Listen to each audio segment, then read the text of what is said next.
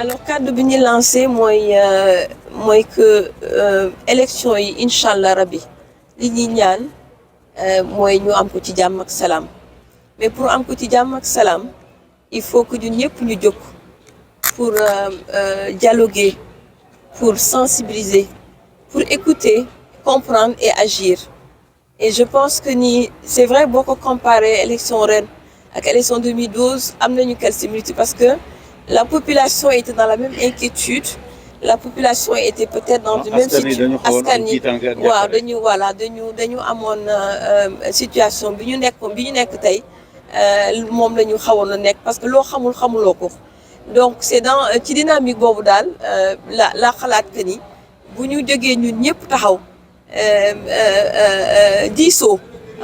je may insister ci diisoo parce que diisoo moo ñu indi fii waxtaan bu juboo dialoguer ba déggante trouver ay solutions avancées yaakaar naa ni même loo xam ni dañu yaakaar que ni mënul nekk mën nañu changer la lecture kii situation bi. ba lépp jaar ci yoon maa ngi lancé un appel vibrant à la jeunesse daal la ñuy woo ndaw ñi parce que ñoom ñoo yore tey filmer lu bari ñoom ñoo ko téye donc di woo ndaw ñi di woo aussi journalistes yi ñu ngi leen di woo lu bari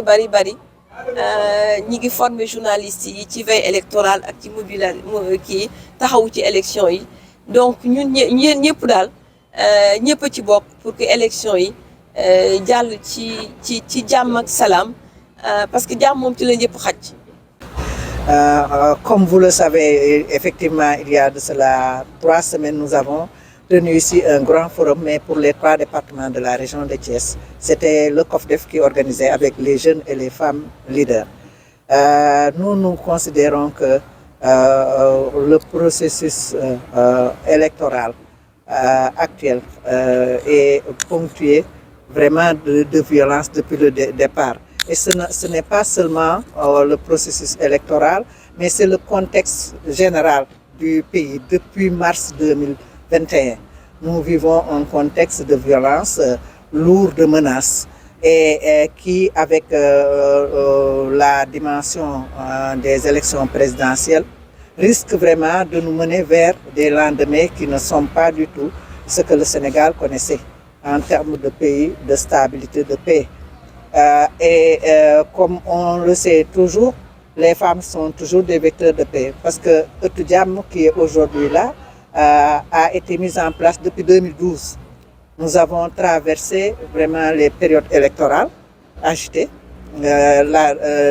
deuxième alternance. Et à chaque élection, nous avons mis en place une stratégie pour parler aux acteurs. C'est dans la même lancée que Ëttu Jàmm a initié un programme national de campagne pour parler à l'ensemble des acteurs, mais surtout pour parler au peuple sénégalais, aux communautés, aux familles, aux femmes que nous sommes, qui sont les vecteurs de paix, mais qui sont aussi vraiment l'épine dorsale de la communauté. Alors nous considérons que ces élections présidentielles ne doivent pas faire l'exception dans le processus vraiment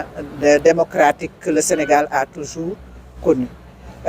Avant, toujours, il y a des soubresauts parce que c'est juste un besoin de conquête qui amène vraiment des velléités de lutte, de combat politique. Mais les acteurs doivent savoir raison garder parce que les élections présidentielles de 2024 se passent dans un contexte très particulier. C'est le contexte d'émergence du Sénégal en tant que pays pétrolier et gazier. C'est en fait le contexte d'un Sénégal qui est entouré de feu, un îlot de paix entouré de feu. Toute la bande du Sahel est en feu. Il n'y a que notre pays qui tient debout. Il n'y a plus d'État, il n'y a que le Sénégal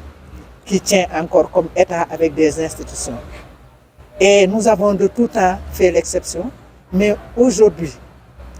le Sénégal demeure un enjeu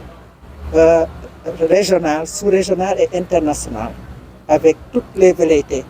vraiment de lutte pour l'accaparement et véritablement l'immixtion dans nos affaires. Donc, c'est vraiment un contexte qui doit faire réfléchir l'ensemble des acteurs, et particulièrement ceux qui demandent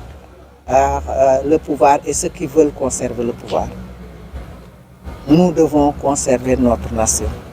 Nous devons conserver notre stabilité. Nous devons conserver notre démocratie. Nous devons conserver notre statut d'exceptionnalité dans un monde de troubles. waaw dañuy sant yàlla rek comme ni nga ko waxee COPDEF weer wala passé la ñu woote fii pour ñetti département wu Thiès yi waxtaan ak lu mat juróom-ñaari catégorie d'acteurs pour que ñu waxtaan woote jàmm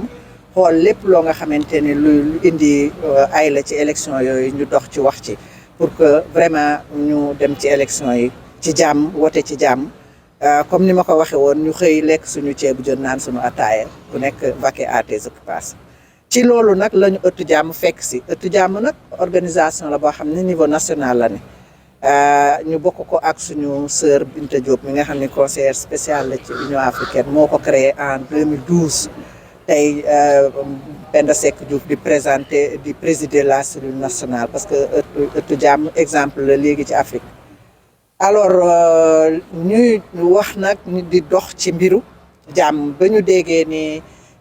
Thiès ñoom commencé nañu wax dox jàmm yàgg na ñu ne kon campagne bi ñuy ubbi ci jàmm ji fii lañ koy lancé parce que 14 régions yëpp la ñuy def et ñu ñëw fii nag ci Thiès pour que ñu waxtaan ak kilifa yi kilifa diine yi kilifa aada yi xale yi administration bi parti politique yi ñëpp ñu defal leen appel pour que élection yi ñu jublu mu doon élection yi jàmm ndaxte jàmm ci la lépp xaj te ñun ñooy yaayi njaboot gi di kanu askan wi jàmm la ñuy woote ndax képp ku fi mën a falu rek sénégalais waaw. woote jàmm wala moo fi wareefu acteur bu nekk ak ban message ngeen lancé tey à partir de Thiès après élection yi. waaw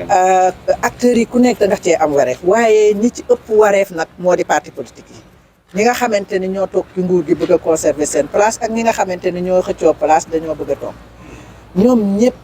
kenn ku ci nekk responsabilité bi nga ci yor diis na parce que ñoo war a xam ni réew mi kenn du ko séddoo duñu ko toj ku nekk yóbbu ab xaram